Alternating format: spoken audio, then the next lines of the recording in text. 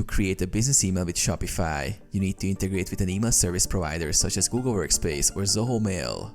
As Shopify does not offer built-in email hosting, here's how you can do it. Sign up for an email hosting service. Google Workspace.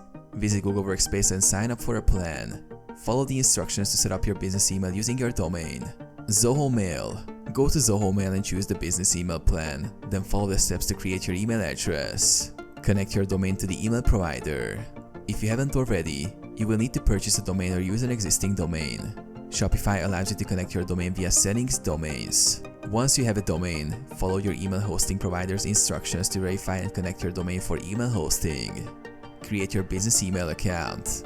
On your email provider's dashboard, create a new email account. You may need to update the MX records in your domain settings to point to your email hosting provider.